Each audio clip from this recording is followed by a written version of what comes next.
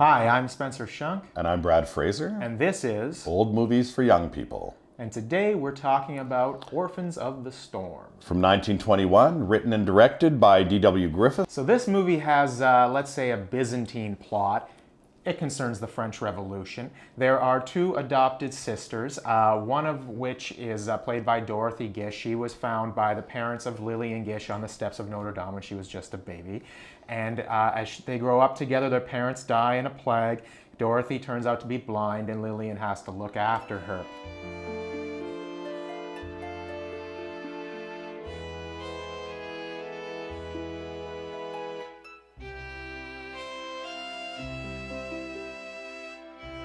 Lillian goes to Paris with her sister because she knows a doctor has a cure for Dorothy's blindness.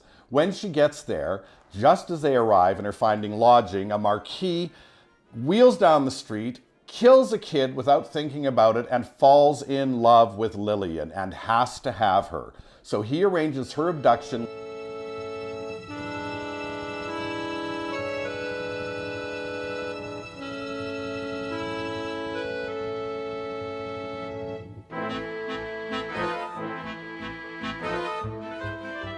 Leaving poor Dorothy blind and alone on the streets of Paris in the 18th century, and you know things are going to get messed up. Luckily, the Chevalier de Vaudreuil, our nominal hero in this movie, shows up at the Marquis's estate and fights a duel with the Marquis, rescues Lillian.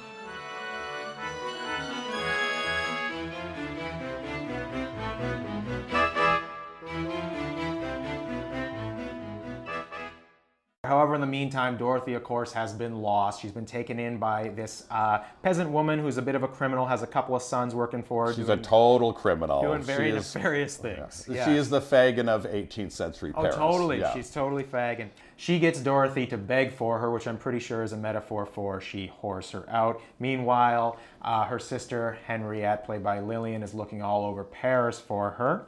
At one point, Lillian is back in Paris with the love interest. She's at the window and she hears her blind sister singing in the street below asking for money. But by the time she runs downstairs, the evil Oliver Twist people have taken her back to her cellar and locked her up, and Lillian can't find her, but she knows she's still alive. And her boyfriend promises that he'll help Lillian find her sister because she won't marry him until the sister can lay eyes on the man she loves and see him. And the French Revolution starts, led by the very evil, or at least we're meant to believe very evil, Robespierre. Jacques Forget-Not gets in there too. He's elevated from a peasant to well, a and judge. You should mention that Jacques Forget-Not was actually the father of the child killed by the Marquis in the second reel of the movie, who now is, through the revolution, gaining political power. He decides that everybody who is an elite or a noble deserves to die. Henriette ends up put on trial because of her association with the Chevalier. She's about to be guillotined. The Chevalier runs in. He can't rescue her. He's about to be guillotined too.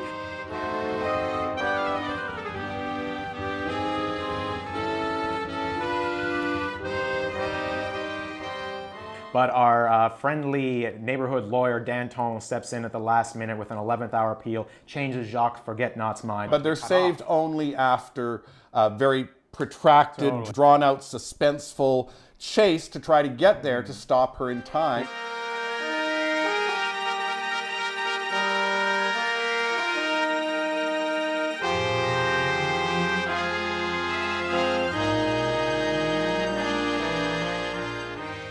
And then they cure Dorothy's blindness, and all is well, and she marries the Chevalier. Boom, happy ending.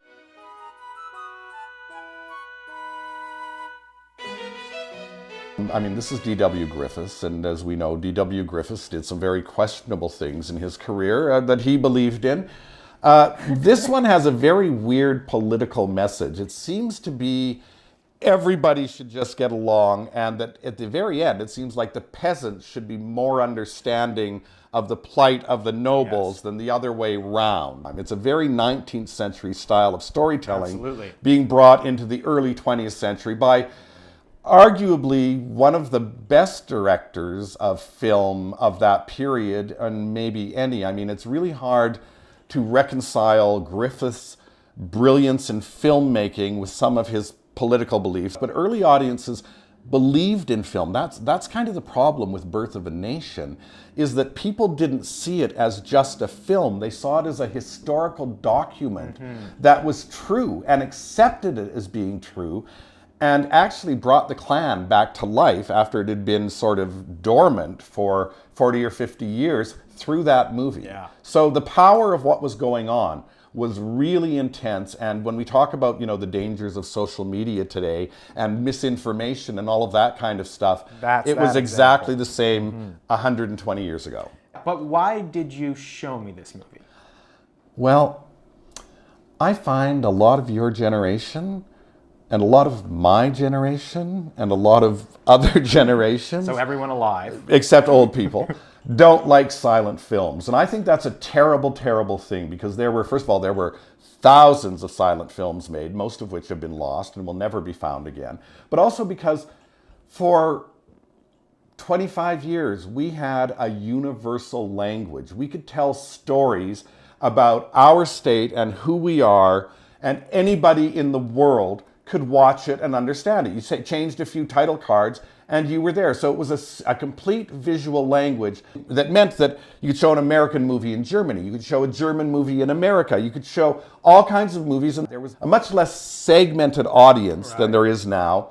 And it was a powerful new medium that was drawing people in good ways and in bad ways. So I think to talk about film, or to say old movies for young people, and to not feature a silent film in every season we do, is highly irresponsible, because they're not just films, they are the original language of film. Everything you see, even today, in terms of shots, in terms of setups, in terms of character dynamics, Right. all exist in silent movies. And if you're willing to learn that language, and it's not an easy language to learn, because they do act in pantomime, which is something we're not very accustomed to these days. Silent films are kind of quintessentially what film is about, because it's all visual, right? Even when silent films use dialogue, it comes in on a card and you read it, and it's still visual. And it's an engagement And also, that pulls it you in. involves you more, exactly. Absolutely, because yeah. you're reading something which is a very active, mentally imaginative thing to do, rather than hearing someone's voice tell it to you. So there is a wall at first, but if you can learn the language, and it's really just like learning a new technology, but it's an old technology. You know what I mean? Well, it's like it's getting also familiar like- with the technical language of It's it. also like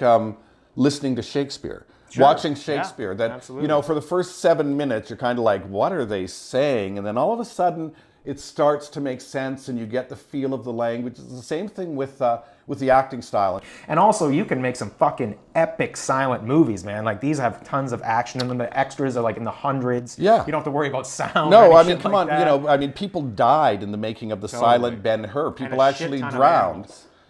Because of what was going on. But there are huge silent movies, kind of spectacle-oriented silent movies, than there are more domestic stories. Not that they don't exist, but the studios were really big and the audiences were really big on period pieces, on costumes, on sumptuous sets and exteriors. For example, in 1924, DeMille built a huge set in the desert for the Ten Commandments that when it was done, when the film was done, they just abandoned it there. It was covered up in sand. It was lost entirely, and then I don't know, 10 years ago or something, there was another sandstorm and it took it all away and everyone went, what the hell is this? And it was a silent movie set. And that was Orphans of the Storm. Would you recommend it? Fuck yeah. All right, watch Orphans of the Storm. I'm Spencer Schunk, I'm Brad Fraser. and that was Old Movies for Young People. We'll see you next time.